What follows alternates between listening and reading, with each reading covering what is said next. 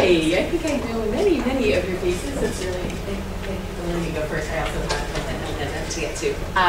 So my story is I kind of backed into medicine. I wanted to be an ornithologist when I was in college and study birds, and then my husband drugged me off to New York City where there were no birds. So I ended up working for a pathologist at Columbia University, and through a long series of strange events ended up getting into medical school, where I was telling Isabel and Kelsey and Jonathan a minute ago that my first encounter with family medicine was actually at the hands of my interviewer at Stony Brook University, where I ended up going, who was actually a biochemist.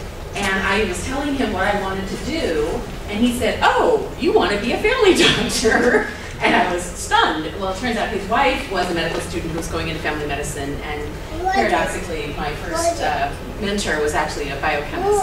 So, but I wavered almost not at all. The only career I considered during medical school was surgery, because I like to do stuff.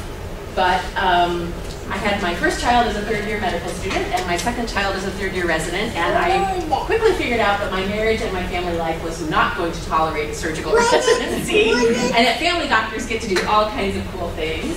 So I came right back around. I was very fortunate to come here through a family connection to Portland and did a sub-I here under Dr. Saltz and Dr. Fields over there, who actually interviewed me for residency. I don't know if he remembers that or not. But let me in anyway, and you came in. And I came anyway. So, and I followed in his footsteps and also did operative obstetrics, and he sort of blazed a trail for a lot of us to come behind him. So we're very grateful for that. You know, I think if you ask my husband why I'm a family doctor, he will tell you it's because I'm incredibly nosy, and I just can't let go of people. You know, I now practice. I don't have a practice here in Portland. I do entirely locum tenens. I go to John Day for a 72-hour shift once a month or so. I've been to Burns. I have a clinic in Clatzenai where I have a PA, and I'm out there one day every other week seeing patients and doing administrative stuff. But what I find that's so compelling and why I keep going back to it is that ability to connect with people over and over and over again over long periods of time, which was also why I really liked rural practice.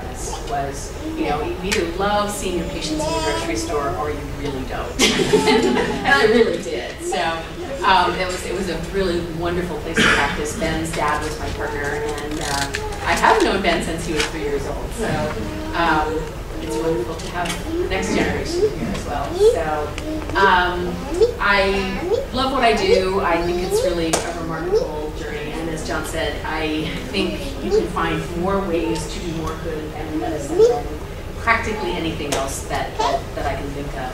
I also had a somewhat of a political career, although not to the extent of Elizabeth, but I've been on the board of medical examiners, and I'm on several commissions, Health Services Commission, which actually manages the health plan, and you know, so I've done a lot of that kind of work.